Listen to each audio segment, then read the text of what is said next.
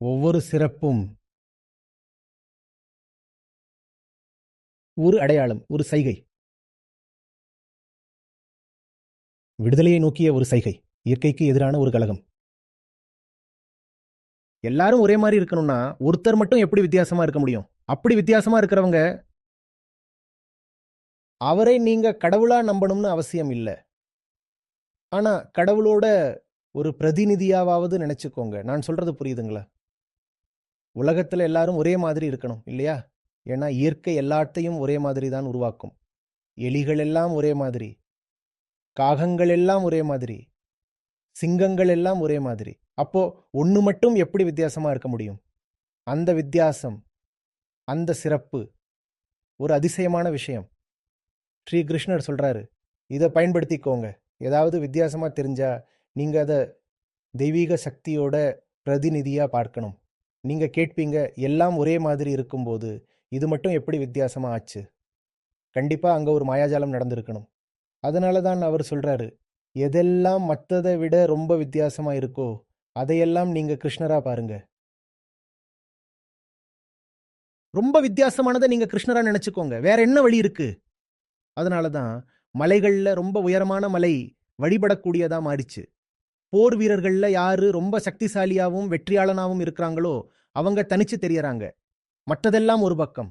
அந்த தனித்தன்மை உடையத முழுக்க முழுக்க வேறொரு நிலையை சேர்ந்ததாவே கருதுங்க. அதுவும் மற்றவங்கள மாதிரி தான் இருந்திருக்கணும் இல்லையா? அது மற்றவங்கள மாதிரி இல்ல. அப்படின்னா அதுல ஏதோ ஒண்ணு இயற்கையிலிருந்து முற்றிலும் வித்தியாசமா இருக்கு. அதனால தான் இந்தியாவுல உயர்ந்த விஷயங்களை வழிபட்டாங்க. இப்ப பாருங்க, எல்லா விலங்குகளும் இருக்கும். ம் நான் சொல்றத புரிஞ்சுக்கோங்க. எல்லா விலங்குகளும் ஏதோ ஒரு வகையில ஆக்ரோஷமா நடந்துக்கும். பஸ்ஸு தான் ரொம்ப குறைவான அளவில் ஆக்ரோஷமா நடந்துக்கிற விலங்கு. எல்லா விலங்குகளையும் பார்த்தா ஒரு பதட்டம் இருக்கும். பசுமாடு கிட்ட அந்த பதட்டம் ரொம்ப குறைவா இருக்கும். பசுமாடுகள் ரொம்ப சுலபமா நம்பிடும். அதனால விலங்குகள் எல்லாமே விலங்குகள் தான். ஆனா பசுமாடுகள்ல விலங்குகள்ல இருந்து கொஞ்சம் வித்தியாசமான ஒண்ணு இருக்குன்னு கண்டுபிடிச்சாங்க. பசுமாடு விலங்கு இல்லைன்னு சொல்லல. ஆனா பசுக்கள் கிட்ட ஒரு சிறப்புத்தன்மை இருக்கு. பசுமாடுகள்ல ஒரு சிறப்புத்தன்மை இருந்ததால தெய்வீக சக்திக்கு ஒரு பிரதிநிதி மாதிரி பசுக்களை ஒரு அடையாளமா ஏற்றுக்கிட்டாங்க. அதனாலதான் அதை கோமாதான்னு சொன்னாங்க. கோமாதான்னு சொன்னவங்களுக்கு அது ஒரு விலங்குதான்னு தெரியாம இல்லை, அது விலங்குதான். ஆனா அது கொஞ்சம் சிறப்பான விலங்கு, விலங்குகளிலேயே வித்தியாசமான விலங்கு. உங்களை விட 3 மடங்கு 4 மடங்கு 10 மடங்கு எடை இருக்கிற, ஆனா உங்களை கொம்பால குத்தாத ஒரு விலங்கை நீங்க பார்த்திருக்கவே முடியாது. சின்ன சின்ன பசங்க போறாங்க, மாடோட கொம்பை பிடிச்சு தொங்கி விளையாடுறாங்க. அந்த பையனை விட அந்த மாடு 10 மடங்கு எடை அதிகம். அந்த பையன் தொங்கிக்கிட்டே இருக்கான். மாடு அவனை ஒண்ணுமே செய்யல, அது பாட்டுக்கு உட்காந்துருக்கு. அது கோவப்படக்கூட இல்லை. அப்படி வேற ஒரு விலங்கு கிடைக்காது. கிருஷ்ணர் சொல்றாரு, எங்கெல்லாம் உங்களுக்கு இது போல ஒரு உதாரணம் கிடைக்குதோ அந்த உதாரணத்தையே நீங்க வழிபடக்கூடியதா மாட்டிக்கோங்க. அந்த உதாரணத்தையே என்னோட அடையாளமா நினைச்சுக்கோங்க. நான் சொல்றது புரியுதுங்களா? எக்ஸலன்ஸ் எங்கெல்லாம் தெரியுதோ, டிஸ்டிங்ஷன் எங்கெல்லாம் தெரியுதோ, உயர்ந்த தன்மையும் சிறப்புத்தன்மையும் எங்கெல்லாம் தெரியுதோ அங்கெல்லாம் இது கிருஷ்ணரோட வேலைன்னு புரிஞ்சுக்கோங்க. இல்லைன்னா அது நடந்திருக்காது. இயற்கை இந்த பூமியில எதுவும் சிறப்பாகவும் வித்தியாசமாகவும் இருக்கக்கூடாதுன்னு முழு ஏற்பாடும் பண்ணி வச்சிருக்கு. பாருங்க, புல்லுக்கும் ஆலமரத்துக்கும் நிறைய வித்தியாசம் இருக்கும். ஆனா ஒரு ஆலமரத்துக்கும் இன்னொரு ஆலமரத்துக்கும் வித்தியாசம் இருக்குமா? இருக்காது இல்லையா?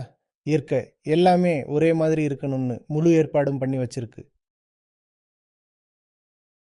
ரொம்ப பேரோட எண்ணம் என்னன்னா எல்லாரும் சமம்தான். அவங்க உண்மையில இயற்கையை பற்றி தான் பேசுறாங்க. இயற்கையும் அப்படிதான் செஞ்சிருக்கு. உடல் ரீதியா எல்லாரும் ஒரே மாதிரி இருப்பாங்க. ஆனா இயற்கையோட இந்த ஏற்பாட்டுக்கு எதிரா விதிவிலக்குகள் இருக்கும், எக்ஸெப்ஷன்ஸ் இருக்கும். கிருஷ்ணர் இங்க அந்த விதிவிலக்குகளை பற்றி தான் பேசுறாரு. கிருஷ்ணர் சொல்றார், எங்கெல்லாம் அந்த விதிவிலக்குகள் எக்ஸெப்ஷன்ஸ் தெரியுதோ அப்போ கிருஷ்ணர் கிடைச்சிட்டாருன்னு சொல்லுங்க. கங்கையும் ஒரு நதிதான். ஆனா கொஞ்சம் சிறப்பு வாய்ந்த நதி, எக்ஸெப்ஷனல் நதி. அதனால தான் அதை ஒரு தெய்வீக நதின்னு ஏத்துக்கிட்டாங்க. ஆனா உண்மையில அது ஒண்ணுமே இல்லை, ஓடுற தண்ணி தான். ஆனா இந்தியர்கள் ஒரு சிறப்பான புத்திசாலித்தனத்தை பயன்படுத்தி அதை கங்கை தாய்ன்னு அழைக்க ஆரம்பிச்சாங்க. விஷயம் புரியுதுங்களா? ஒவ்வொரு சிகரமும் இயற்கைக்கு எதிரான ஒரு விதிவிலக்கு, இயற்கைக்கு எதிரான ஒரு சவால். இந்த சிகரம் எங்கிருந்து வந்தது? இயற்கைக்கென்னவோ சிகரங்கள் பிடிக்கவே பிடிக்காது. அது எல்லாமே ஒரே மாதிரி இருக்கணும்னு தான் விரும்பும். இயற்கையோட விதிகள் படி எல்லாமே ஒரே மாதிரி இருக்கு இல்லையா? உனக்கு என்ன நடக்குதோ அது அவனுக்கும் நடக்கும், உடல் ரீதியா. மன ரீதியாவும் உன்னோட இயல்புகள் என்னவோ அது அவனோட இயல்புகளும் தான். ஆனா இடையில ஒரு விசித்திரம் நடந்துடும், நடக்கக்கூடாதது நடந்துடும். அது இயற்கை விளையாடுற விளையாட்டுக்கு ஒரு தடை வந்தது மாதிரி இருக்கும். ஏதோ வித்தியாசமா அதிசயமா நடந்தது மாதிரி. கிருஷ்ணர் சொல்றாரு, நீங்க எங்கெல்லாம் அப்படிப்பட்ட விதிவிலக்குகளை பார்க்குறீங்களோ அந்த விதிவிலக்குகளை பயன்படுத்தி என்ன நினைச்சுக்கோங்க. யானைகள்ல ஐராவதத்தை பார்த்தா என்ன நினைச்சுக்கோங்க. ஏன்னா எல்லா யானைகளும் ஒரு பக்கம், ஐராவதம் ஒரு பக்கம். உங்க மனசுல இந்த கேள்வி வரணும், ஐராவதம் எங்க இருந்து வந்தது? அப்போ சொல்லுங்க, இயற்கையால இது வந்திருக்க முடியாது. அதுக்கு என்ன அர்த்தம்னா, இயற்கையை தாண்டி ஒரு சக்தி இருக்கு. அதுக்கு தான் கிருஷ்ணர்னு பேரு. இயற்கையிலிருந்து சாதாரண யானைகள் மட்டும்தானே வந்திருக்க முடியும் இல்லையா? இந்த ஐராவதம் எங்கிருந்து வந்தது? இந்த ஐராவதம் இயற்கையிலிருந்து வரல. அது இயற்கையை விட கொஞ்சம் மேலானது. அதனால ஐராவதத்தை பார்த்தா இயற்கையை விட பெரிய ஒரு சக்தி இருக்குன்னு நினைச்சுக்கோங்க. இயற்கைக்கு ஒரு தலைவன் இருக்கிறாரு. நீங்க அங்கதான் போய் சேரணும். அதைத்தான் நீங்க தேடிட்டு இருக்கீங்க. அதுதான் உங்களுக்கு வேணும். உண்மையில கிருஷ்ணர் சொல்றது என்னன்னா, கிருஷ்ணத்துவம் வேற எதுவும் இல்லை. சிறப்பை வழிபடுறதோட பேர் தான் கிருஷ்ணத்துவம். கிருஷ்ணர் இங்க சொல்றது வர்ஷிப் எக்ஸலன்ஸ். சிறந்ததை வழிபடுங்க, உயர்ந்தவைகளை வழிபடுங்க. ஒவ்வொரு உயரமும் கிருஷ்ணத்துவத்தோட அடையாளம்தான். சொல்றது புரியுதுங்களா? இது மாதிரி இன்னும் நிறைய உதாரணங்கள் கொடுத்து அவர் இந்த விஷயத்தை விளக்கி இருக்கிறார். அர்ஜுனனோட கண்ணுக்கு முன்னாடி இருந்த எல்லா இயற்கை எடுத்துக்காட்டுகளையும் கிருஷ்ணர் எடுத்துக்கிட்டாரு. அப்புறம் சொன்னார், அவர் சொன்னது, இவைகளை பார், நீ இவைகளை பார்த்தால் அவைகளில் நான் என்னவாக இருக்கிறேன் என்பதை புரிந்து கொள்வாய். விலங்குகளை பார்த்தால் நான் சிங்கமாக இருக்கிறேன். விலங்குகளை பார்க்கும் பொழுது மற்ற விலங்குகளை பார்த்துட்டு அப்புறம் சிங்கத்தை பார்க்கிற போது இதுல ஏதோ ஒரு விஷயம் இருக்குன்னு சொல்லுங்க. கண்டிப்பா ஏதோ ஒரு விஷயம் இருக்கும். இந்த சிங்கம் இருக்கு இல்லையா, இந்த காட்டுல இருக்கிற விலங்குகள்லயே ரொம்ப கனமான விலங்கா? அப்படியா என்ன? இதை விட எவ்வளவோ கனமான விலங்குகள் இருக்கு. சிங்கத்தை விட புலிதான் அதிக கனமா இருக்கும்.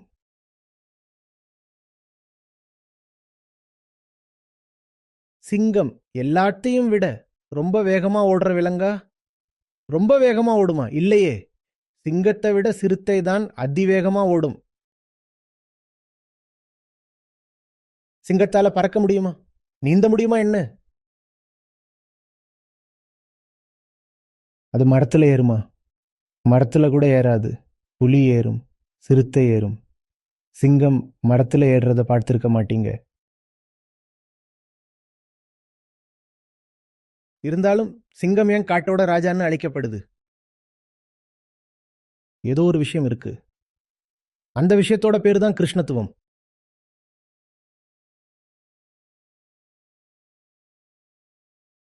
அதோட கண்கள்ல ஏதோ ஒரு விஷயம் இருக்கு.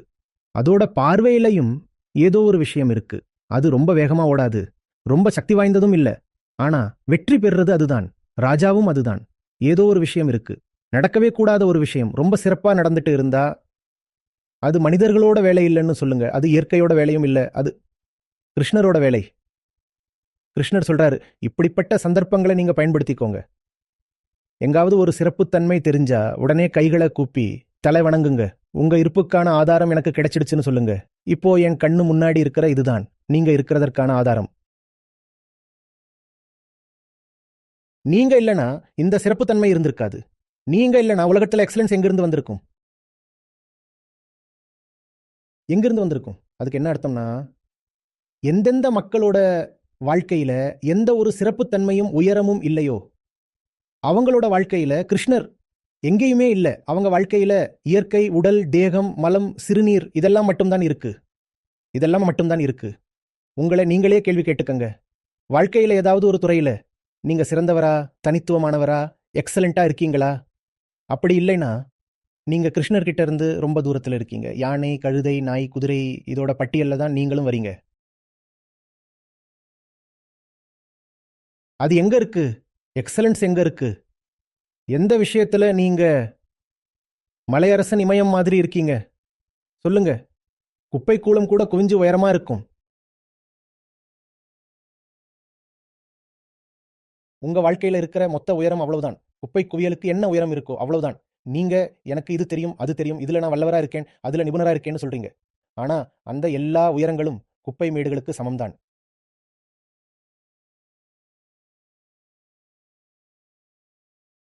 வாழ்க்கையில எந்த துறையிலாவது உங்ககிட்ட இமயத்துக்கு சமமான உயர்வு இருக்கா?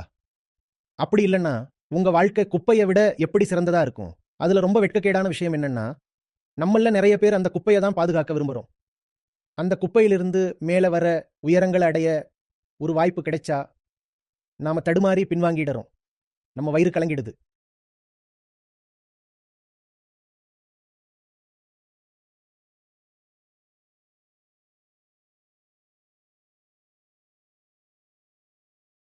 சொல்றது புரியுதுங்களா?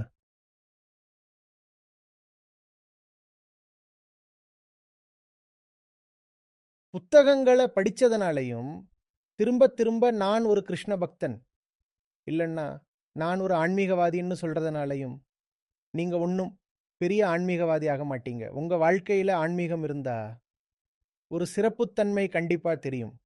நீங்க எங்க சிறப்பா இருக்கீங்க?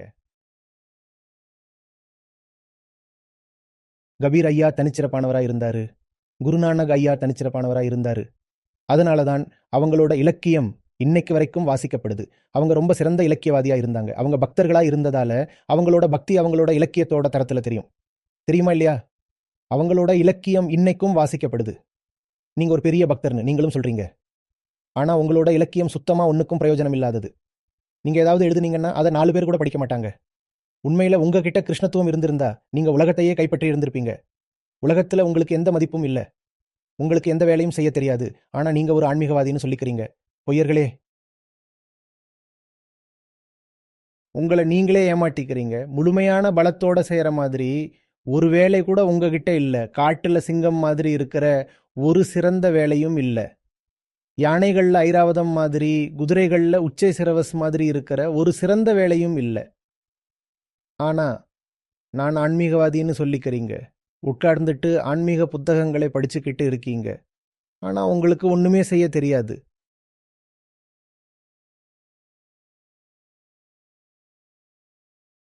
இப்படிப்பட்டவங்களுக்கு நான் சொல்றது என்னன்னா, மற்ற எல்லா புத்தகங்களையும் விட்டுட்டு ஸ்ரீமத் பகவத்கீதையோட 10வது அத்தியாயமான மேன்மை யோகத்தை திரும்ப திரும்ப நல்லா படிங்க. அப்புறம் கொஞ்சம் வெட்கப்படவும் செய்யுங்க. இயற்கைக்கு எதிரா போறது, இயற்கையை விட மேல போறது தானா நடந்துடாதுன்றத மறக்காதீங்க.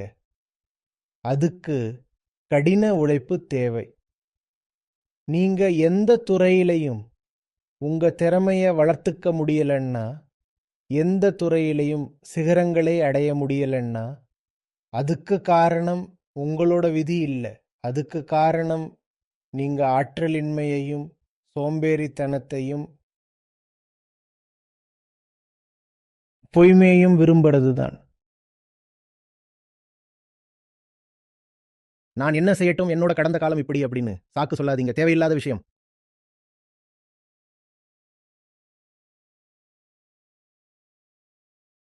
யாருக்கு உயர்வு வேணுமோ அவங்களுக்கு அது கிடைச்சிடும். உங்களுக்கு கிடைக்கலன்னா உங்களுக்கு அது வேண்டாம்னு அர்த்தம்.